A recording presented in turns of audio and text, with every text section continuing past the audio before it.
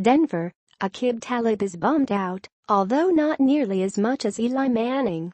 Like so many football fans, the star Denver Broncos cornerback was eager for his marquee matchup with Odell Beckham Jr. before the Giants star receiver broke his left ankle against the Chargers last week. "I love going against the best, and just to see him go out like that is just ugly," Talib said. "I don't even like to think about it. I definitely was looking forward to the matchup. Maybe next year." The Giants, 0-5, stagger into Denver, 3-1, a team in turmoil. They lost 4 wide receivers last weekend, and 3 of them, Beckham, Brandon Marshall, ankle, and Dwayne Harris, foot, underwent season-ending surgery during a tumultuous week in which the feud between Dominique Rodgers-Cromartie and McAdoo boiled over. The Giants' indefinite suspension of the veteran cornerback forced them to juggle their defense in addition to their offense. It raises the possibility the second-year coach is losing his locker room along with all those close games. The tension was evident in McAdoo's voice when he was asked during a conference call with Denver media, "How's Eli hanging in there with your 0-5 start?" "Which Eli?" he replied, as if there is great interest in what second-year cornerback Eli Apple thinks of the situation. "Not Apple, Manning." "Eli Manning?" "Eli, he's steady as steady can be," McAdoo said. "He doesn't flinch. He doesn't waver. He's as good of a preparer as any player coach as I've been around.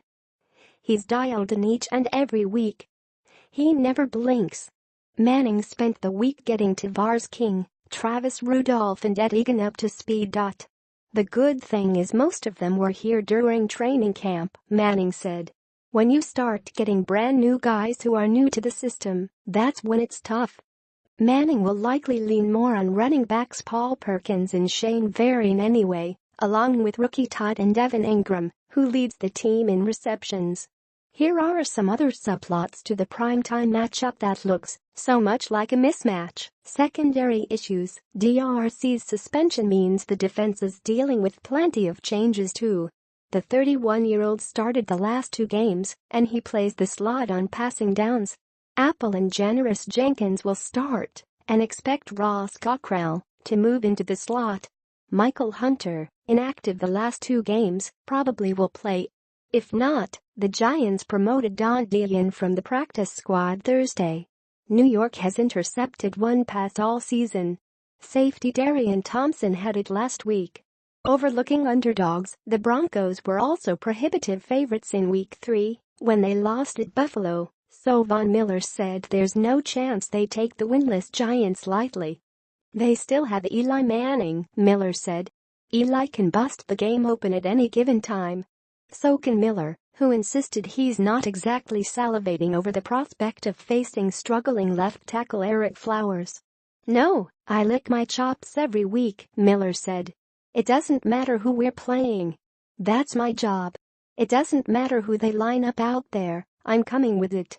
Fourth quarter volleys. The Giants' defense carried the team to an 11-5 record in the playoffs last season. This year, the unit has failed at the worst time. The last 3 losses came after the defense failed to hold fourth-quarter leads. The run D, among the best a year ago, is giving up an average of 139 yards, 29th in the league. Third downs have hurt. Opponents are converting at better than 42%, including 12 of 34, when the situation is 3rd and 6 or more yards. Wide receiver purgatory. Emmanuel Sanders called Denver wide receiver heaven after Mike McCoy returned this year for a second stint as the Broncos' offensive architect. It hasn't exactly been nirvana for Sanders and fellow star Demaryius Thomas so far. They've combined for just 38 catches and 2 TDs, not the kind of production expected from a pair of receivers pulling in a combined $15.25 million this season. Sanders and Thomas aren't complaining, and their coach isn't either. "We're 3-1, and I'm not concerned about the numbers," Vance Joseph said. "If we go 4-1 on Sunday and we throw it for a ton or we run it for a ton, that doesn't matter. We're concerned about collective results, and that's winning together."